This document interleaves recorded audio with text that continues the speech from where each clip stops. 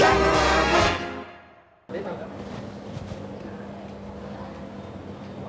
ok.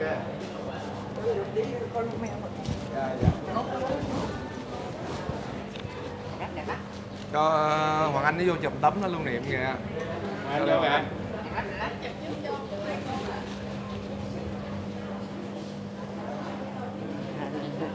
Dạ, kính chào quý khán giả. Hôm nay là ngày thứ tư. Vô đi Hoàng Anh, lại đi. Còn mấy ngày nữa hả? Dạ, ngày nay ngày mai nữa cô. Ngày mai ngày nay ngày mai. Em kiến. Dạ rồi. Trời ơi, tượng. Dạ, hôm nay đã là ngày cây thứ 3 của dấu ấn huyền thoại rồi, kính thưa quý bà con cô bác. Rồi. Dạ ok. Cảm ơn. Ồ, dạ. Em xin lỗi. Rồi, chúc nha. 2, 3. Dạ. Anh ơi chụp không? Không.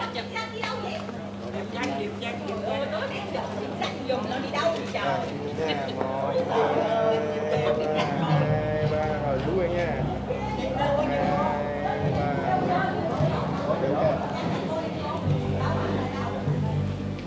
Dạ kính thưa quý vị các bạn, chỉ chắc là còn khoảng chưa đầy nửa tiếng nữa thôi thì chương trình dấu ấn huyền thoại ngày hôm nay, ngày ghi hình thứ 3 sẽ chính thức bắt đầu. Và nhân vật của ngày hôm nay đó là buổi sáng nay thì 11 giờ Coleman sẽ ghi hình cùng với lại danh ca Đình Văn, một cái giọng ca đã rất là nổi tiếng ở thập niên 1980 1990, chính xác là năm 1990. Ôi anh, Giờ vô đâu thẳng đây thôi. dạ. Giờ nó cấp cây nha. Dạ anh vô đi. Em nổi tiếng bà xã nó chứ. Dạ đem kéo. Là em nó nổi tiếng quá mà sao mình anh không? Nhưng mà nó không biết luôn. Ông xe còn biết mà. Dạ. Xe ráp chở anh đi rồi. Còn biết mà. Ủa anh đi ráp hả? Con Đi ráp hả? Trời ơi. Phim đường con Coleman Dạ. hay làm. Ô vậy hả? Đó. Anh nói trời, tại thấy đồ đạc hết. Dạ. Anh nói trời, Coleman này nổi tiếng quá, bà xã nói sao không? Anh ơi, anh là lạc hậu quá à. Tất cả mọi người đều biết đó. Bà xã anh hôm nay có tới không? Có. À. Ở đó em còn biết mà em phải là dân China. Ồ, em. Bà nói là em mới là ông nói trời ơi anh nổi tiếng như vậy mà anh không có biết lịch sử gì. Cho con nói đàn hay con đem cho con cắm. cái đàn đúng rồi. Qua. Ôi ôi, anh Đình Văn chơi cái vali màu tím luôn nè bà con. Tím cả. Anh gặp bà xã đẹp quá. Bà xã em á hả? Quá đẹp luôn. Vậy khen nức nở luôn. Tôi khen nức nở. Bà xã ai? Bà xã em á hả? Anh tới đây biết đó. Em chưa có gia đình mà. Thôi mà có hai đứa con gái nữa. Chửi thề luôn. Giờ để anh make up cái ha. Dạ anh make up đi. Rồi Dạ. tóc tai mấy đứa làm cho chú nha. Rồi. Trời ơi. Ủa lát anh mặc đồ này luôn hả? Đâu có, cái này đâu khác. À cái này đi ngoài đường thôi. Đó nghĩa là em theo dõi vợ anh làm mấy cái Facebook hoài với anh nữa. Dạ. Tại vì mấy cái bài của anh thì mặc đồ lè lẹt đâu có được đúng không? Vừa. Anh thay đồ để anh sắp đây hết rồi. Đây đồ của anh đây. Đó. Đây bộ của anh hôm nay là rất. Bây giờ cái bộ phỏng vấn tính mà mặc đồ này đúng này. Anh mặc đồ này đẹp này. Không. Bộ phỏng vấn để mặc đồ này cái áo đen để phỏng vấn. Còn đồ hát thì em có đem theo. Dạ đúng rồi, anh mặc. Còn cái này mặc là xuyên suốt cho em. Dạ. Nha, coi bên. Ủa biên tập đâu ta? Chắc anh hát rồi xong mình phỏng vấn sau. Cũng được. Hát hết đi ha. Chứ không mình phỏng vấn rồi hết hơi á. Mình phỏng vấn còn nói chuyện cả 45 phút đồng hồ đó. Hát trước đi. Rút kinh nghiệm từ mấy tập trước là vô phỏng vấn trước không à bà con. Phỏng vấn trước xong cái lát một hơi luôn. Tại vì các anh chị giống như là khi mà chia sẻ đó, vui quá các anh chị chia sẻ dữ dội luôn, cho nên là cuối cùng là khi nói 1 tiếng đồng hồ, 1 tiếng rưỡi đồng hồ hết hơi, hát hết nổi. Không, mình hát xong cái mình làm cái talk show. Hát xong cho nó thoải mái đi. Dạ chứ hôm trước là cứ ngồi nói chuyện hứng quá, nói quá tiếng mấy hết hơi. Hết hơi chính xác. Dạ, nên rút kinh nghiệm. Dạ, cái gì nó cũng phải rút kinh nghiệm mà không. Dạ. Learning every day. Ồ là bạn hay quá. Đây là ráng là em anh à. Thôi em biết nhưng mà em được. Ê mà cái bóng của em ngon quá gì ta, ở đâu mà em làm cái suất hay vậy? Dạ. Sao này có bán cái đó để anh giới thiệu cho mấy bạn nó ủng hộ. Trời ơi làm không bán sao sống anh. Vậy em chồng em không vậy đó. Ừ, anh giới thiệu cho mấy cái em cái thương hiệu đó có cạc gì không? Dạ Coleman. Coleman không? Dạ. Cái không nó bấm nó em có cái cạc không? Dạ. Để thôi em Nè, bà xã biết nè, color. Dạ. em có làm cái đó nó mắm em có làm cạc gì không? Đây Có em. anh, có. Gửi một khoản gì vài trăm cái cho anh. Dạ. Để khách vô, anh vô khách, anh là khách xịn không? Ôi mà nó ái một nghệ sĩ nữa. Ủa phong trà anh đó hả? Men Phong trà anh đó đâu? hát với nhau. Trời ơi hay. Trời ơi trời vậy Mày, không? phong trà hát với nhau, rồi Dạ. ban nhạc đàng hoàng ông ơi. Ồ dạ dạ. Sau này có cái gì trời ơi ban nhạc có ban nhạc đàng Ồ vậy hoàng. hả? Vậy hả? Vậy bữa nào em ghé chơi. Ơi ơi đây nè em trai để lấy hình em coi rồi. Ơi. Đây là Em quay anh không à? Em quay nè, nhìn quay trong Chiến thấy ảnh nè. Ô ở trong cái Tân Nhất hả? Tân Nhất đúng rồi, Tân Nhất. Là hàng đêm luôn hả? Đây. Ban nhạc luôn trên hấu đẹp chưa? Ô lung linh đẹp quá, đẹp quá. Đó mà em là nghề của em nữa Ben. Vâng. Đó, Vâng Bolero lấy tên để cho anh em. Mà cái chỗ này em Quân, chỗ này là chỉ tiếp khách anh em doanh nghiệp không? Doanh nghiệp có các ngành nghề doanh nghiệp không? Đúng rồi. Hai thằng em thằng được nhạc sĩ Đề Đông Nguyên học trò đó lên hát. Tại vì nó hát bằng karaoke cho nên ban nhạc phải tạm nghỉ ở dưới đất. Chứ anh có ban nhạc đánh ok lắm. Dạ. Bắt đầu lên chơi với anh bữa đi. Dạ. Sắp xếp là sau Dạ này chạy lên chơi. Dạ hứa anh lên quậy bữa. Chạy bữa nha. Dạ. Rồi sau này anh nhận này, sau này có còn cái gì mà đấy đó. Quay phải tới chơi rồi xong quay thì phải giới thiệu để cho khách đến ủng hộ anh. Với lại em đưa cái đem theo cạc cho anh Phan. Dạ. Để giới thiệu nước mắm đó. Anh nói Coleman nó sản xuất mắm rất là ngon luôn. Dạ. Nha. Rồi dạ. Rồi mấy cái ấy cho anh đi. Dạ. Làm tóc cho anh đi nha. Giờ đang làm tóc cho anh hết tóc rồi. Đúng rồi. Rồi đem ra em dặn biên tập. Mấy anh báo với em là mấy doanh nghiệp anh đó. Dạ. Vừa nói tên em là đứa nào cũng biết hết sao ghê vậy. Dạ. Em anh ngạc nhiên đầu tiên anh còn lạc hậu bà này đúng á. Anh biết Điền Quân thôi. Dạ. Mà Coleman thì anh không ít coi anh biết đó, tại anh công việc của anh là âm nhạc, không có thời giờ mà coi. Dạ. Vì mà mấy thằng bạn anh đó, đứa nào cũng biết em. Dạ anh. Dạ. Nói rồi anh làm một Coleman thôi nổi tiếng rồi anh Văn làm như là hay quá. Đấy chưa? Nổi tiếng gì anh nổi tiếng trước rồi em mới năn nỉ anh làm chứ. Chứ còn đâu phải làm do làm với Coleman mà nổi tiếng đâu, là hôm nay là thưa quý khán giả là hôm nay mình mà em lấy cái tên dấu ấn huyền thoại hay quá, tại sao nghĩ được cái chữ đó hay quá vậy? Dạ thì anh là huyền thoại trong lòng em. Đấy. Cái chữ đó là hay quá. Dạ. Anh mới khen đó. Dạ. Huyền thoại trong lòng của Rồi em. anh nói là lát giao lưu với nhau thì anh sẽ nói về cái bài Thành Phố Của Tôi nè. Ha. Tại sao cái thời kỳ đầu tiên những anh muốn nói gì nói không sao đâu, có gì dạ. Còn cắt sữa đó không? Không á, mình để dành Dạ. tư liệu. Dạ. Cái này thật anh. Chứ còn mình xài thì một tập có 90 phút à. Đúng rồi. Lên sóng có 90 phút làm sao mình xài được hết. Nhưng mà mình để dành tư liệu. Sau này nó là những cái tư liệu rất là quý. Quá hay luôn, chính xác. Dạ. Rồi trước khi ấy là cũng phải gửi qua cho anh coi là coi cái đoạn nào anh nói thì cái này mình nên nói hay là như đó thì phải để cho anh coi trước. Dạ. Nghề của em mà. Nhưng mà em nghĩ là có rất nhiều tư liệu quý. Mà cái này là anh nói hồi xưa anh kể em hết đó. Dạ. VT4 nó theo anh 1 tháng trường luôn, nó nói Văn ơi Việt kiều thế giới muốn là có một cuộc đấy nghe anh nhìn anh nghe anh nói chuyện hát, và hôm nay chính em là người làm, nó khổ vậy chứ. Hồi xưa đó nó theo đuổi 1 tháng trường mà anh buồn sao anh không có tham gia. Rồi hôm ngày cuối cùng là em là cái người mà có một cái chương trình riêng cho anh đấy. Đúng là riêng, nhưng mà một cái tập riêng cho anh Văn. Đấy. Để anh dốc hết tâm hồn của anh, vì đây là cái tập rất là đẹp. Trong cái tuổi anh tới giờ này là đây anh nghĩ là đây là cái em nghĩ cái này nó là kỷ niệm luôn, dấu ấn kỷ niệm luôn. Dạ. Tại vì nếu trước đây thì không nói rồi, nhưng mà bây giờ các anh chị mà làm được, em nghĩ làm một chương trình như vậy. Với lại em đang nghĩ là sau này em sẽ làm mấy cái mini live show hàng tháng, tại vì cũng rất nhiều người muốn nghe anh bây giờ đi đâu giờ. Còn ví dụ cái chỗ anh kinh doanh thì đương nhiên là mình phải phục vụ nhiều đối tượng. Anh này anh ngại làm nhiều bạn ảnh kêu làm thì anh không chịu. Nhưng mà có gì là Coleman thì chắc được. Dạ, tại vì anh chuyên nghiệp rồi. Không anh ha, làm thật sự đàng hoàng nghiêm túc. Lại mình phải tôn vinh được cái giá trị của cái người nghệ sĩ thì em nghĩ.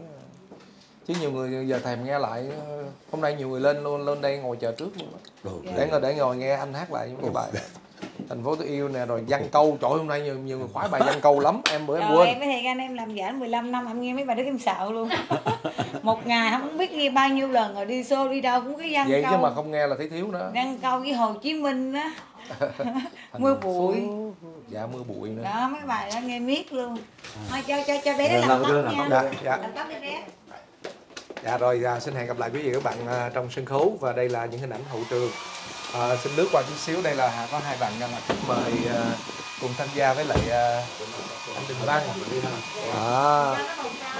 Đây là bạn để anh nhớ nha, để anh nhớ tên thử nha. Học trò của anh Đình Văn, tên tự nhiên nói nhà anh có friend với em trên Facebook luôn á, đúng không? Mai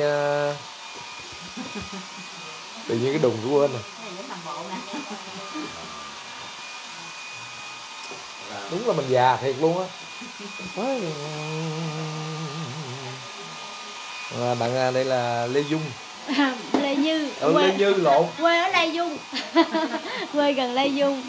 Quê gần Lê Dung, Đồng Tháp luôn hả? Dạ đúng rồi anh.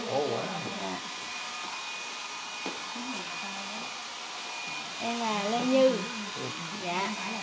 Nay rất là vinh hạnh được gặp anh Coleman. Có đây vinh hạnh là được hát chung với anh Đình Văn nè. Dạ đúng rồi. Ủa thì em có phải học trò của ảnh không? Dạ cũng là học trò luôn. Học trò luôn hả? Học trò nhưng mà không phải học trò ruột với mấy anh Chi. Đúng là Mai Yến Chi. Trời ơi giờ em nói mình nhé. Có kết bạn Facebook. Dạ. Mai Yến Chi thì còn có đóng phim nữa đúng không? Diễn viên đóng phim nữa. Mà học trò của anh hả? Không, chú hỏi mấy câu hỏi không. Anh cũng để ý nữa, anh cũng biết lúc mà anh có.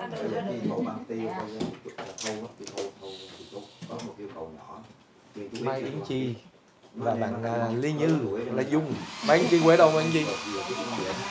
Em Đồng Nai hả? Rồi nhân viên nào em gặp qua ảnh vậy?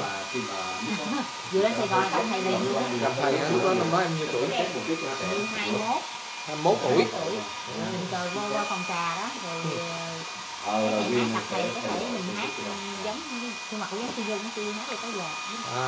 Tức là anh Đình Văn nói em hát giống Phi Nhung. Không, cái khuôn mặt thôi. Khuôn mặt giống Phi Nhung. Đúng rồi, nhìn cái khuôn mặt rất là Tây. Nhìn Tây với Tây Lai. Rồi vừa bước vào nghề là gặp thầy tới giờ luôn đó. Em hát thầy tới giờ luôn đó. Thầy hát là như không hát. Quân ơi, mà sao em lấy chữ con lo hay vậy? Dạ. Cái chữ đó sao lý do mà lấy chữ đó hay vậy? Dạ tại em thích màu mè đó. Em có nhiều màu lắm anh. Dạ, hôm nay là tại làm chương trình với anh, thành ra là em phải cho nó nhu lại một xíu, âm hưởng dân ca với những làn điệu quê hương.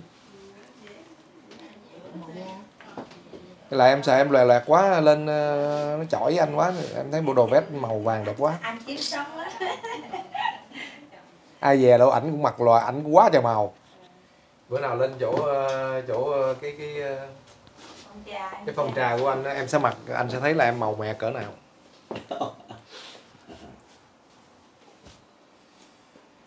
Dạ thôi bây giờ chắc là mình xin được rời khỏi cái nơi hậu trường của người đang make up để ra ngoài kia để chuẩn bị. Dạ rồi hẹn lại anh nghe, hẹn lại các bạn nha. Em đang làm cái gì đấy? Dạ. Đây làm cái gì? Em qua xem ạ. Bà Ngân. Dạ. Bà Ngân dạ, tính ra cái này không phải vòng ải vòng ai nha, bà Ngân đừng lên đây phá chương trình tôi nha bà Ngân. Dạ không. Lên hát hả? Được không anh? Hả? Chút lên giải lao chương trình em nên đóng góp một bài. Được. Được. Không lúc mà chuẩn bị đuổi cho khách về đó. Rồi nên điền trai phong độ với anh đã. Đó. Mấy đứa này nó thấy mình tà lọn dép lê riết rồi quen rồi bà con, nên mấy bữa nay tôi lên đồ vest thì tụi nó nhìn. Không nhìn này xong em nhớ giống cái ngày xưa hồi anh còn làm biên tập viên.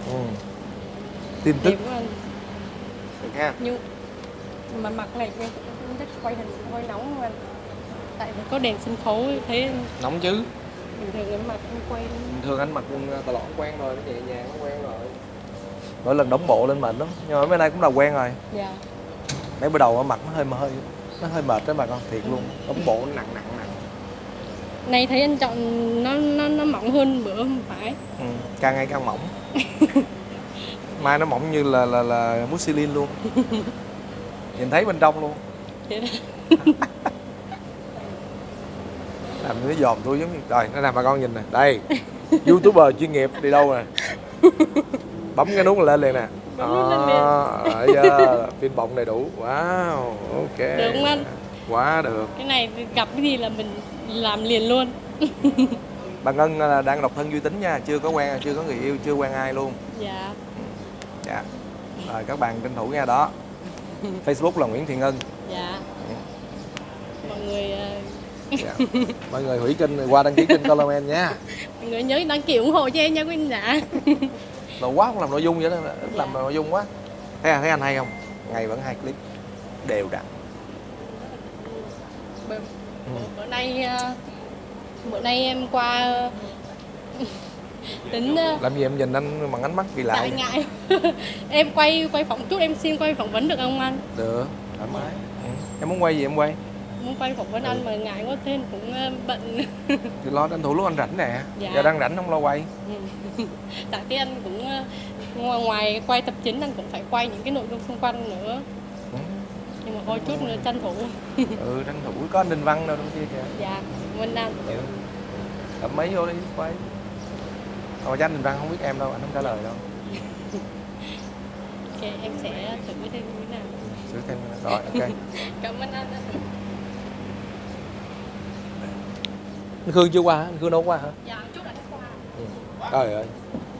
Khương lúc này đang rảnh quá đó mà con, cho nên là sầu riêng giờ bán luôn, giờ bỏ luôn cho Phương Trời Ca Xứ Lạ luôn rồi. Giờ ổng đi lang thang, ổng quay tùm lum hết. Thành phố Hồ Chí Minh tôi luôn khắc ghi trong tim.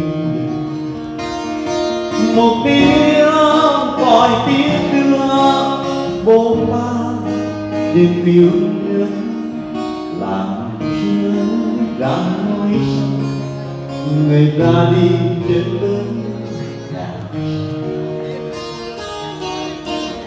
Em là người thanh niên sung phong, không có súng. Hay quá hả Lữ Nhật ơi. Lữ Nhật ơi, Lữ Nhật ơi.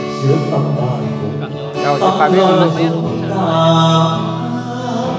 Em vượt đường dài tiếp thêm nửa tiếng không.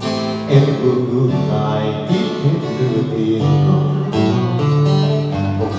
Anh cảm ơn các bạn đã bỏ thời gian đến với phim trường để nghe anh hát lại. Bây giờ chắc chắn là hát không bằng hồi xưa rồi, Dạ. mà bằng cái hồn á. Colorman muốn tái hiện lại một cái định văn của những ngày tháng ngày xưa, cho nên hy vọng là có gì sẽ giúp anh em mình thông cảm nha. Mấy mươi năm rồi đấy. Dạ. Hơn vậy là mình cũng rồi. Dạ, hơn 30 năm.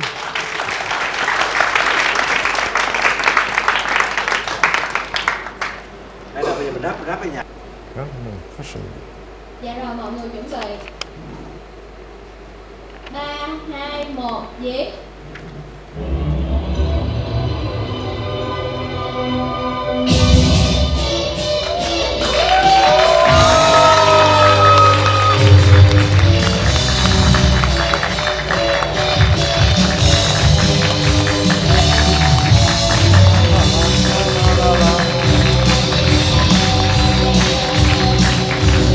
Bắt đầu nhảy. Cái gì? Dạ mình vô mình đi lại nha. Mỗi lần mà tôi sung là vậy đó. Bình thường đâu có nhảy, bữa nay mà đặt nhảy. Nhảy thiệt luôn á nha.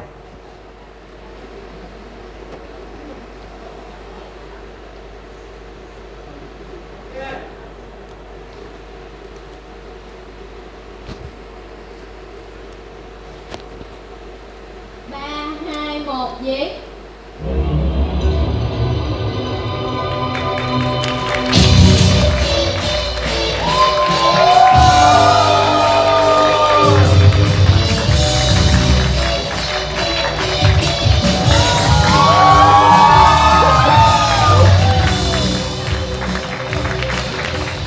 Dạ, xin được chào mừng quý vị và các bạn đang đến với chương trình Dấu ấn huyền thoại. Chương trình Dấu ấn huyền thoại do Đài Truyền hình Thành phố Hồ Chí Minh phối hợp cùng Công ty Truyền thông và Giải trí Điền Quân thực hiện. Chương trình Dấu ấn huyền thoại được phát sóng vào lúc 20 giờ 35 phút tối thứ Tư hàng tuần trên HTV7.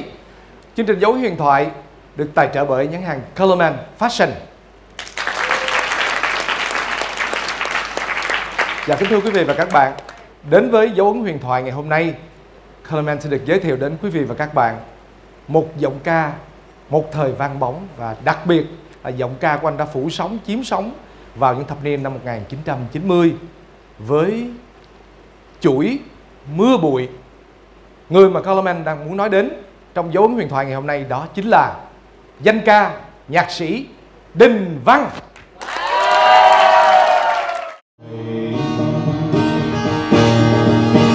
Thành phố Hồ Chí Minh cho tôi niềm yêu lắm. Thành phố Hồ Chí Minh người cho tôi tiếng hát và niềm tin.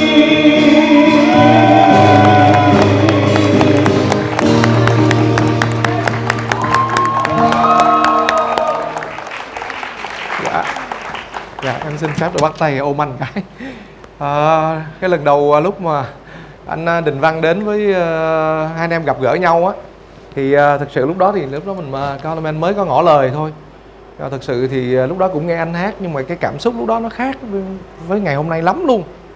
Và kính thưa quý vị khán giả, thì riêng với cái tập dấu ấn huyền thoại của anh Đình Văn thì ban biên tập của chúng tôi cố gắng là ít dàn dựng nhất có thể. Đó, với một số cái nhân vật khác thì ban biên tập sẽ dàn dựng, nói chung là nhiều khi rất là những tiết mục rất là hoành tráng, rất là lung linh.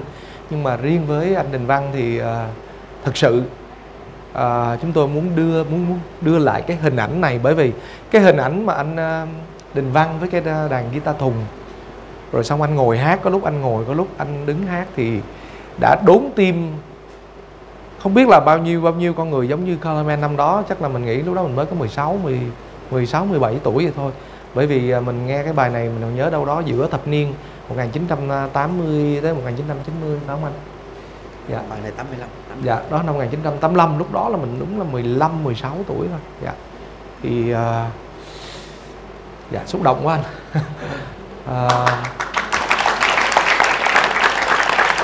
Và có lẽ là thôi thì chắc là dạ em mời anh tiếp tục với một cái ca khúc nữa mà hôm trước hai anh em cũng ngồi chia sẻ. Tóm lại là hôm nay anh Đình Văn thích cái gì anh Đình Văn hát cái bài đó, cảm xúc tới đâu hát tới đó. Nhưng mà tất cả những bài của anh Đình Văn hát ngày hôm nay, Colorman tin chắc rằng tất cả quý khán giả sẽ không thể nào quên. Đây là những cái bài hát mà nó đã đi vào lòng người từ hơn 3 thập kỷ rồi. Dạ, xin mời anh tiếp tục.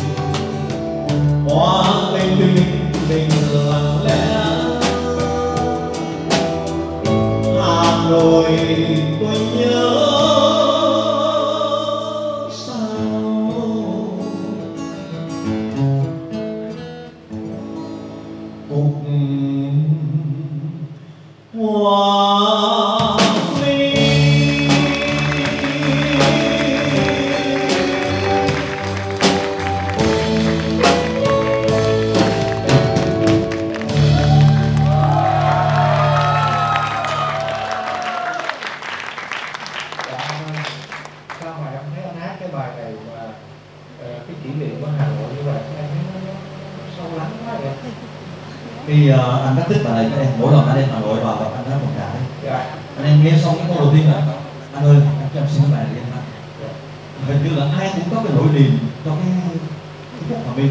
Và cái bài này á, đặc biệt cái chỗ là anh nhớ mãi mỗi lần mùa đông về đi hát Hà Nội thì mấy cô gái chở xe đạp mấy cái hoa cả bà mẹ thương lắm, đi bán là rất là đẹp. Và anh xin lỗi anh không biết Hòa Minh là cái loại gì, không biết thật sự vậy. Thì cái cô gái đó thì anh bắt đầu anh tìm hiểu thì anh thấy ra, nhớ ra thì cái bài này nó có pha trộn nha, có nghĩa là tại vì trước một lần cách đây khoảng chừng 2 tháng thì trước khi đi Hà Nội hát thì bữa đó mấy thằng đến chơi thì anh nói là mai anh uống ít tí để mai đi Hà Nội. Thì tự nhiên có 2 cô người mẫu xinh đẹp đi chung cái nhóm đó, thì có một cái cô có anh Khởi đẹp lắm, của cái vườn đó anh ơi anh ra đó anh nhớ mua tặng cái thằng đi trời ơi cô nhìn một cái mà cười cái anh Khởi đấy làm anh cũng hơi rung động, đúng không, rung động một tí, nhưng mà lại nhớ là cái cô ngày xưa cô Khởi luôn. Mà cái cô hồi xưa thì không có cái anh Khởi, mà cái cô anh Khởi mới này đẹp quá nên cho cái anh Khởi vô cái cô kia luôn. Có nghĩa là thành như là cái câu chuyện này mà vừa có cái cô bé người mẫu cô có cái anh Khởi ở Sài Gòn nhắc cái câu chuyện này, và anh nhớ cái cô không có cái cô anh Khởi mà nhắc cái cô Hòa Minh thì có lẽ là anh sẽ không viết bài hát này. Vì lý do đó mà anh cho cái cô mà Hà Nội có cái anh Khởi luôn. Nhưng mà em có một cách cùng ở bên kia là ban biên tập nói là ra cái bài cái sáng tác Khúc Họa Mi này á là anh đang sáng tác cho bà xã hiện tại của anh. Có phải là cái đó cái cô có cái đang khởi là cái cô đó không? Không phải. Không phải đó.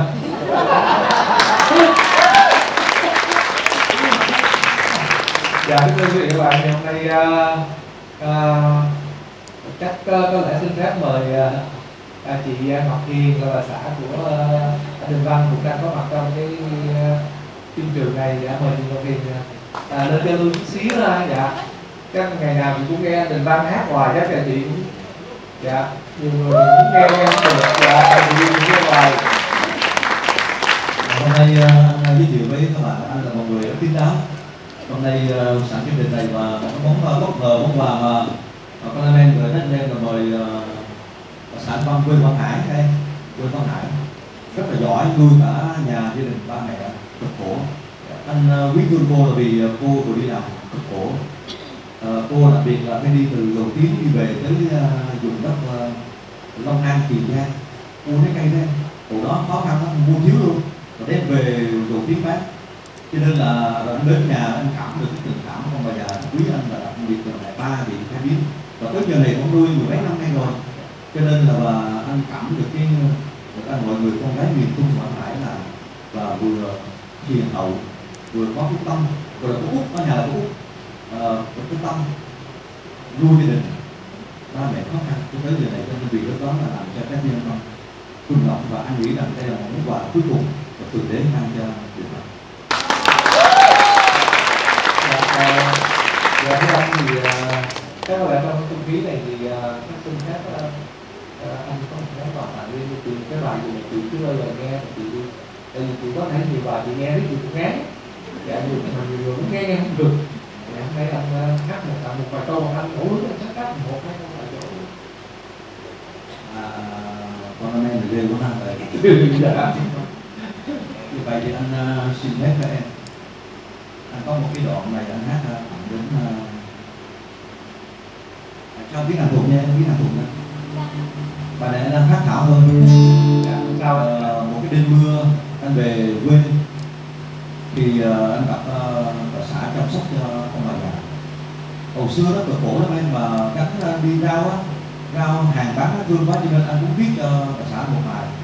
Và bài này chưa xong nha, bây giờ anh hát thảo thôi để anh tặng em nha. Tặng em để anh nhớ là cái thời hồi xưa em cực khổ nuôi gia đình rồi em cây cánh trái cây đi bán á, với mưa với gió. Anh xin phép khán giả và cả anh em đây là anh chị em nghe thử rồi.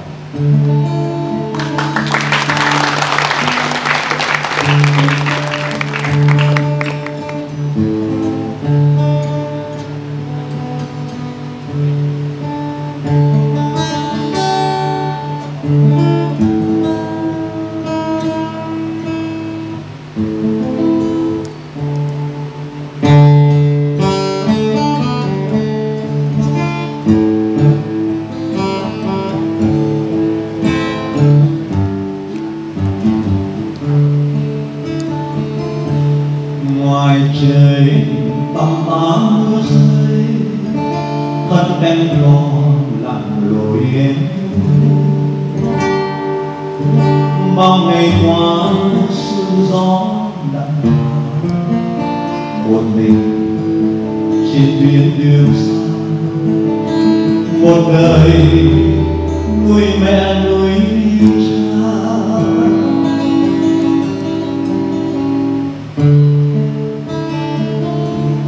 quên mất là xin lỗi mà con anh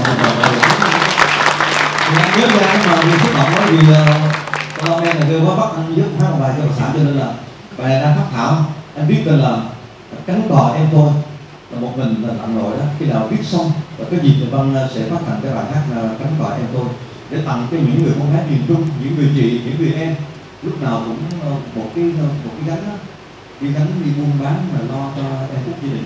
Anh xin lỗi là vì bất ngờ quá cho nên là quên cái lời bài này rất là thích hợp rồi. Anh xin đặc biệt tặng đến cho bà xã Thanh Huyền, em Thanh Huyền mà biết ở nhà chúng tôi Huyền còn không biết mà cái Huyền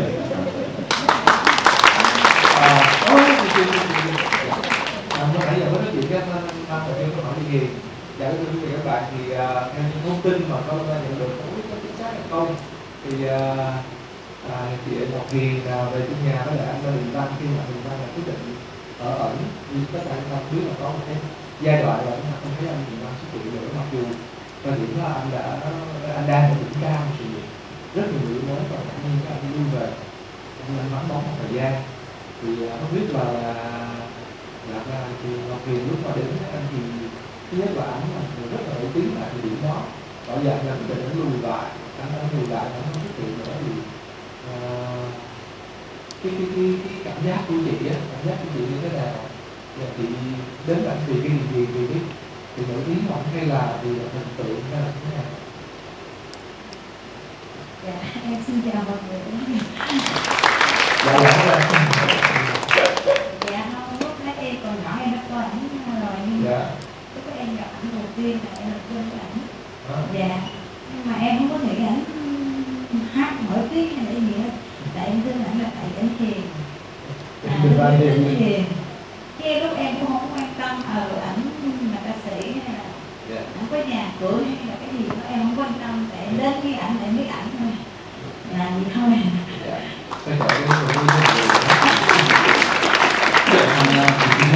anh một gì nhỏ và có nhiều chương trình mời anh nói về đời tư thì anh không có tham gia. Tôi sẵn hôm nay anh con em mời anh giáo huyền thoại thì đó là một cái câu chuyện mà anh cũng nói một vài thêm vài cái nhỏ với khán giả. Và thưa quý vị và các bạn, ông trời còn thương Đại Văn một cái chỗ là cho Đại Văn được cái tiếng hát và cái con tim âm nhạc. Có một thời gian là tôi mất tất cả các bạn, nhà cửa cũng không còn, cũng vì giúp đỡ bạn bè không còn gì cả. Chứ không phải là ăn thua lỗ, có một thời Văn không biết làm ăn. Nhưng có một cái khi cô này cô đến đó, thì vẫn còn đang ở nhà vướng đó. Rồi hai chồng đi bằng chiếc cắt tiền làng màu đỏ, và chiếc cắt tiền làng đó cũng vừa làm thôi. Và tôi có đèo vợ tôi đi mà về quê về đầu tiếng á, mà cô này thấy cái chỗ mà cổ cảm bất cỡ, cô không bất cỡ nhớ cổ thấy bình thường. Trở về quê rồi không biết là anh này nó nổi tiếng một thời mà sau khi chiếc cắt tiền làng. Thế là bao nhiêu cái tình cảm của tôi dành cho cô là tôi cảm thấy là cái lúc mình vinh quang của mình thì không có cô. Khi mình đã rời khỏi chương trình của bụi rồi và không còn gì thì chỉ còn với cái đặc thù với con người thôi thì cô đã đến và cùng xây dựng tương lai với Đình Văn. Và vì cô không màng đến một chất xa hoa cho nên biết thưa với quý vị và các bạn, từ đó con tim tôi cảm thấy rằng tất cả dành cho người vợ mình đã yêu thương, đã dành tất cả khi mình đã không còn gì mà để đã đến mình. Và may mắn thay cô rất giỏi, tới bây giờ xây dựng lại có nhà có cửa đó, và tôi cảm thấy đó là một hạnh phúc mà nãy dưới Đình Văn nói một món quà và sau những gian nan Đình Văn từ đến đã tặng.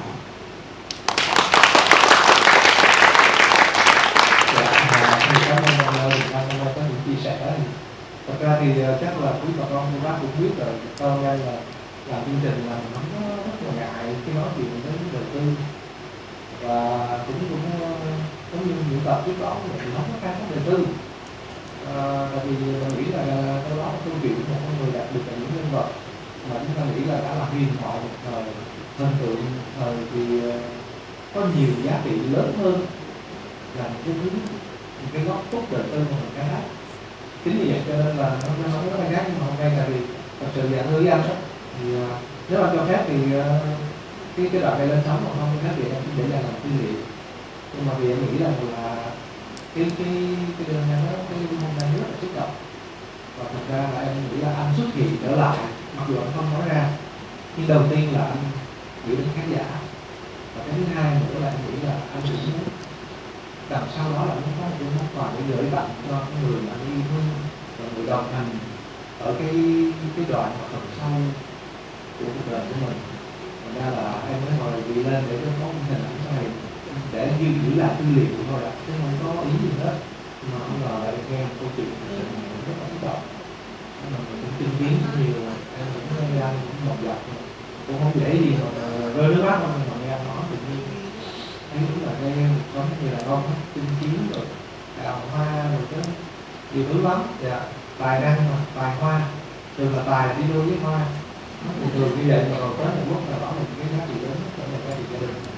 Dạ, cũng như thế vậy thì em nói rất là yêu nhà em đến ra đến đây với tất cả tình cảm và sự cái nỗ lực của anh nãy giờ chương trình một nữa chưa hết đâu, nhưng mà cũng mong cái khán giả hiểu rằng là anh Huyền Văn đúng là một chương trình thật sự chỉnh chu. Và chính vì vậy cho nên là có những bài hát xong rồi nghe tê lắm, mà mình muốn thực hiện lại để đã nói rằng đây là một cái chương trình mà có lẽ là bây giờ cái việc không biết là bao lâu nữa anh sẽ quay trở lại, mà tất cả chúng ta là những điều đó. Dạ, xin cảm ơn anh Huyền Văn.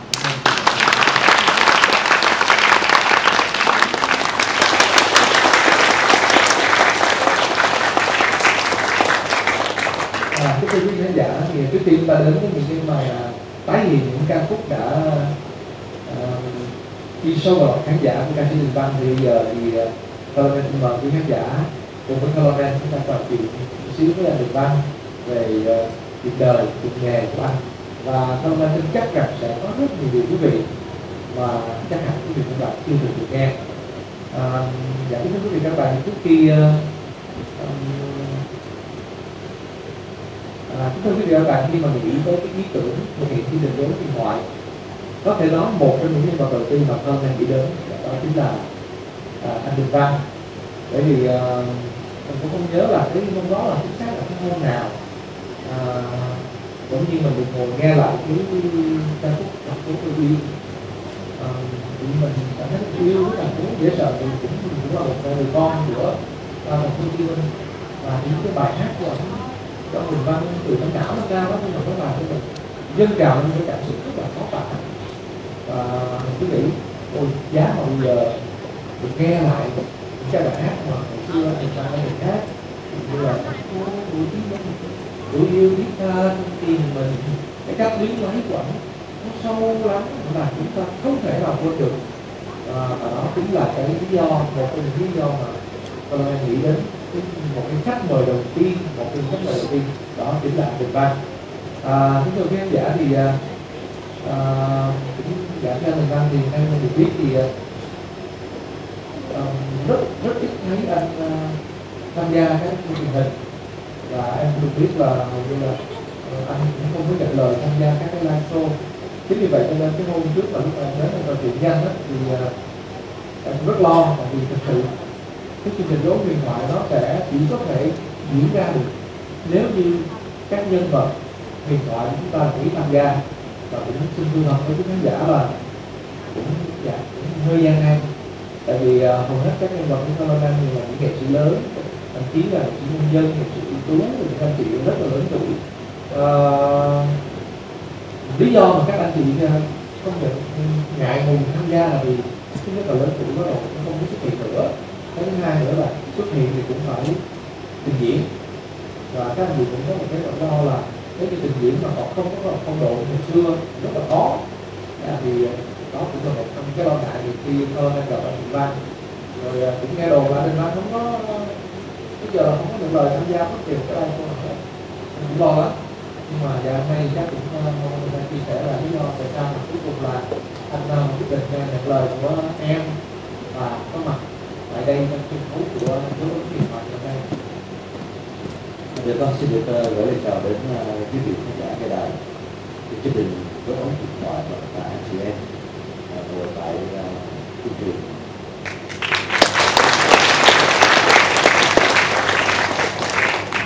Dạ thưa các anh chị, Đình Văn thì cuộc đời Đình Văn là đi hát ở thế giới đi hết rồi đấy, từ Úc, từ Mỹ cho tới những cái nước như Thụy Sĩ, Ba Lan, thì khác nha. Đấy những cái nước đó là nó lạ lắm, nó đã đi hết rồi đấy.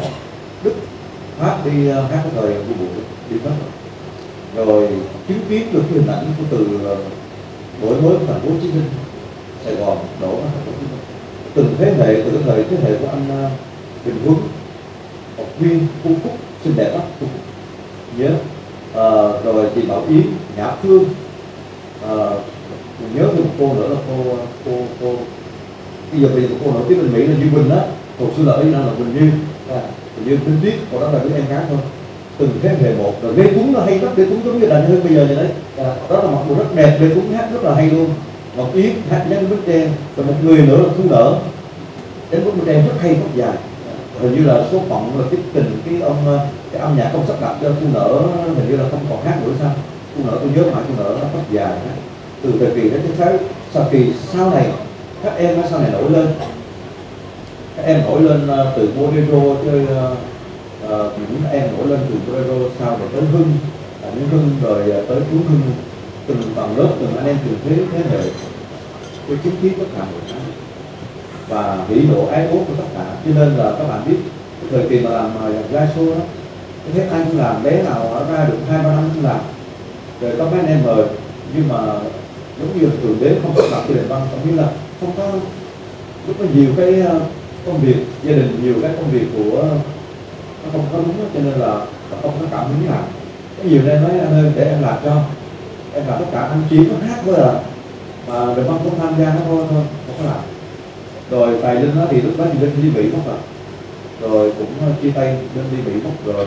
Một người tôi phải nói là tôi nhớ mãi là một cái thằng em mà nó rất là tài giỏi của Minh, gọi là Minh Vi á, sĩ Minh Vi, Minh Vi chồng của Cẩm Ly bây giờ, thằng em mà nó rất là tài giỏi từ năm nhỏ xíu rồi đã trẻ đã sinh ra cái vấn đề mưa bụi, chính nhờ cái mưa bụi đó mà từ cái thời kỳ đàn cùng của Đình Văn cho tới khi mà những mưa bụi anh em mà càng thương mến rồi các thế hệ sau này càng thương mến. Và đặc biệt các bạn biết còn đó cái thời mưa bụi mà thời đó làm gì mà có Facebook, mà có YouTube mà chơi, mà có gì đâu mà chơi, không có cái món gì mà chơi cả, rồi đĩa cũng chưa có luôn, chỉ có với băng cassette thôi.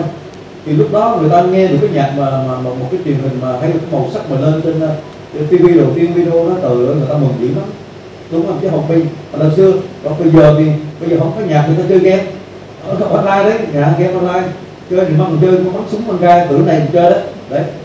Rồi các bạn biết là thời đó không có, cho nên là khi mà Đình Văn đi hát, các bạn biết là Hà Nội đó, các bạn cứ tưởng tượng bây giờ mà xin lỗi bây giờ cái nhóm bây giờ mà mình chơi được 2 nửa là hết rồi, còn ngoài kia giống như ghiền qua bụi vậy đó. Hà Nội 5 tháng, các bạn cứ tưởng tượng 5 tháng ngày nào cũng hát mà không còn vé, 5 tháng kinh khủng mà năm này qua năm nọ, để đó là cái lúc đó là cái thời bắt đầu mở cửa, lúc đó mở cửa và chính nhờ cái mưa bụi mà Việt kiều, những người Việt kiều trên thế giới mà đã yêu quê hương đó, cho nên cộng sản sợ chứ, quá sợ, nghe đúng không, sợ lắm chứ. Đấy, cái gì đó như ngủ ta thấy sao mà cộng sản mà sao mà bài mà chương trình này ca sĩ mấy đứa nhỏ nhỏ và của nó sinh ra sau cái hệ thống này mà sao đó chúng ta mất tiếng là nó bình nhân, nó hát, nó ôm đàn nó hát rồi nó rồi đóng da đồng dân đâu bị thương quá, đúng không? Rồi từ đó mấy người Việt kiều gặp rồi băng đó là tụi em về thăm quê hương là tại nhờ mấy anh hát, mấy anh chị hát, thấy nó đẹp quá. Giờ tôi thử rồi về nó thấy rằng cái đất nước mình nó là không có bài trừ ai cả. Những cái người chống cộng vẫn về đây vẫn được tham gia hát vào đó là cái dấu ấn rồi. Rồi Văn thích nhất là cái dấu ấn của nhà nước Việt Nam của đó là vẫn đón những anh chị đã từng xin lỗi chống cộng nhưng vẫn được hát, đó là một cái dấu son của cái nền. Tôi nghĩ Đình Văn nói vậy, tôi xin lỗi đây. Bây giờ có những cái lóng cắn khác biết nhưng cái đó là một dấu son đặc biệt của nền văn hóa Việt Nam. Và tại sao trở lại câu chuyện mà cô Tâm nói là tại sao anh tham gia, thấy ai cũng tham gia, đứa nhỏ đứa nào có làm live show đó thấy là nặng quá, vãi quá, nặng, buồn không tham gia. Cái tới các bạn biết là có một cái đài VTV4 là đi theo được không? Hát với đứa em còn nghiệp đó, chú Văn này làm được. Rồi có mấy anh là đoàn phim nữa, đóng phim nha, mấy năm trước đó một đẹp trai mà cái bây giờ nó không phải là đẹp trai đó, đóng phim mà khổ lắm. Thì con nói là các em ơi, nhất nghề kinh nhất thông tin, anh không có tài giỏi gì đâu, anh không có biết đóng phim đâu, đóng phim mà đỡ bà con bên kia mà Việt Anh thôi để cho anh là hát hò rồi ôm cái đàn gì đó được không, hát rồi đó, chứ bây giờ mà cho anh mà đóng phim mà đóng nó hay là chết luôn. Rồi đó, rồi anh chỉ bày có anh không đóng phim luôn, không có mời ai mời không đóng. Rồi ra show không làm, rồi bây giờ muốn mời ông mấy lần mình cũng suy nghĩ, nói rằng ngay chiều cả thế giới này ai cũng thích anh hết, ta muốn anh tham gia cái mà không biết ông trời sắp đặt sao anh không thích, ông tin của anh nguội lạnh sao biết nữa. Rồi tới sau này ra bây giờ ấy, tôi đã càng lớn rồi, mấy năm sau thì anh em trước cái này đó thì cái đó là của Minh Vi với lại anh Minh, tổng đốc của tổng từ Bô mời cấm thi, thì mình nghĩ cũng nên tham gia để mình cái khả năng cái trình độ mình cái mình trải qua để mình truyền lại cho các em ra chỉ trên địa bàn này tham gia ít thôi nha, ít thôi. Cấm thi làm cái chương trình vừa rồi là lớn nhất là chương trình tổng từ Bô 2019 lúc đó có viết nhạc cho cô một tháng hết đấy, bài em cũng là một điều ban đấy, biết bao nhiêu nước mắt của mấy cô đấy. Bài đó bây giờ hải ngoại tiếng Accordion nó cũng xin làm cái bài đó, nhưng mà cái đó là chưa như cái này. Rồi Vĩnh Long cũng mời tham gia một cái chương trình với Kiếp Ngọt Ngào với lại Dung với lại hai bé PPT với lại bé cái con nuôi của Dung, mà cái đó nó cũng chưa có đậm nét. Nhưng tới đây cái đứa nhỏ nó mời chú bạn tham gia rất là nhiều thoại, anh đạo diễn Điều Quân đó, anh con em thì nó quay mình hỏi về người nhà và bạn hỏi em con em là ai có tuổi anh ơi, em mà không biết nhạc em không biết anh con em mà ai không biết anh hỏi bạn anh coi. Thì tối mấy bạn vô phòng trà hỏi biết cô Lô không, trời ơi con ơi nổi tiếng lắm, thì lúc anh mới biết là anh già quá rồi. Cô Lô nổi tiếng về lên mạng mà anh con biết chết rồi, tại vì sao cái người nhạc sĩ nó kỳ lắm các em, ít khi mà lên anh đi làm anh đi hát cho bạn bè ở phòng trà, cho nên là ít khi không tham gia đâu, cho nên là ít khi lên YouTube nhiều lắm. Khi sáng tác mình ít khi nghe, mình nghe nhiều quá mình nhập với người khác, mình thấy mình nghe, mình không nghe mình không nhập mình mới viết bài của mình hay được. Đấy mình nghe nhiều mình nhập á, mình viết con ta nói ủa bài này của người ta là chết cha luôn, để không ăn. Cho nên là khi mà giới thiệu về Điền Quân mình nhớ, Điền Quân mình nhớ thì đó nghe cái tự đề cái hay của tôi là dấu ấn huyền thoại, thì tự nhiên anh nhớ là thời kỳ mấy thằng bạn cứ vô quán chung nó ôm, có nhiều ông nói các bạn ơi là việc mà tôi còn nói thiệt các anh em các bạn phụ nữ cũng yêu mến mình vô bụi rồi đó, nhưng mà tôi nói thiệt phụ nữ á xin hôn này văn thì chưa thấy ai xin, mà con trai nó xin hôn không à, đàn ông con trai không à. Mình phải BD mà nói anh em phải BD mà em muốn làm cái gì sao em thích anh cái tiếng vô bụi. Ngày xưa anh hát vô bụi là em còn nhỏ mà em chưa biết yêu luôn, mà anh hát xong đó tụi em đó là mới lớn, mới đi học tầm sập dở mới có chiếc bút trên tay thôi, chiếc mực trực tiếp bắt đầu viết quân thôi. Anh là kỷ niệm của tuổi học trò của tụi em làm sao quên được anh không? Bây giờ xin lỗi tụi nhỏ bây giờ em còn quên được, nhưng anh thì không thể quên, vì anh là cái tuổi em chưa có đồng tiền là anh bước vào đời bắt đầu kinh doanh, bắt đầu viết yêu, bắt đầu rời khỏi 12, 11, 10 là đã biết anh rồi. Và anh đã có một tình yêu ngang ngắt của em hồi đó là nhiều có món gì chơi, chỉ có một món đó Đình Văn tại Linh thôi. Đó, là nghe âm nhạc của hai anh chị thôi, và nó ấn tượng các em, cho nên xin ôm anh một cái. Cho nên tôi xin lỗi anh em, chỉ có 10 người thì một cô không thôi, và ái mộ không ái mộ thôi, còn chính anh là nam giới của người Văn, mà cái đó là xúc động. Tôi nói thì cái đời này nếu được một đàn ông mà nó không có hiểu là thương quá, có nhiều ông ở Hải Phòng cũng vậy, tới ông già đó, rồi nắm này thì nó cái chú mình cái đánh giá sao, rồi nắm danh công hay có cái cờ bài danh công nó vừa quá chứ quên có gì đó mà hay, nó không, cậu có một cái hay là cậu nắm chân giả dữ lắm, cậu nắm hương sợ vợ hay dữ dằn luôn, dữ dằn lắm luôn đấy. Cho nên là khi mà có lần mời thì anh nghĩ thôi bây giờ rồi anh thấy xin lỗi, anh thấy mấy anh em đó, mấy đứa em nó còn nghiệp mấy người bạn Chí Tài rồi Long thằng em dễ thương đó trong khoa 8 đó, Long Như Phúc rồi là bạn mấy đứa em trai nó hiền lắm, rồi cũng ra đi thằng Nguyễn Hoàng Thanh Hoàng nó cũng từng tới, Long chưa có lần tới mà anh nhớ anh viết cái bài Nguyễn Hoàng nó thằng Phúc có đó đó, những người ra đi nói chúc cha mấy em nó nhỏ mà nó đi hết rồi, bây giờ mình phải làm chứ, đúng không? Phải làm chứ. Còn thứ anh sẽ cảm ơn Điền Quân làm cái chi để mà phải mà nói khi nào hơi mình hết rồi, mình còn rồi cái duyên mà nó hết đó, mình sao mình nói chuyện với anh em thế này được, đúng không? Rồi mình làm một cái mà cái tự nó hay đó, Rồi nhắc lại cái, rồi mấy cái cậu có nói chứ, anh à, bây giờ giới trẻ sao em biết, nhưng đối với em, anh là điện thoại. Trời ơi, mình nói thằng này, cái cậu của nó hay quá, tại sao cái chữ này là mấy thằng bạn mà nó gặp mình nó nói chữ điện thoại, rồi sao cái cậu này có điện thoại luôn. Thế là thôi, cái năm tuổi này anh phải tham gia một lần và hy vọng là đây là một cái chương trình mà anh chỉ để lại cái tình cảm dành cho những người ở đây, những người ái mộ như những người khán giả mà muốn gặp Đình Văn mà chưa gặp được, thì hãy nhìn vào cái TV. Và tôi muốn cảm ơn tất cả anh em từ cái thế hệ các bạn chưa biết yêu 11, lớp 10, 12 tới khi các bạn bước vào đời, bạn nói là Đình Văn là kỷ niệm tuổi thơ, là kỷ niệm đầu đời của em. Tôi xin tặng tiếng hát và ngày gặp mặt hôm nay cho những người đã yêu với Đình Văn ở thế hệ đó. Xin cảm ơn.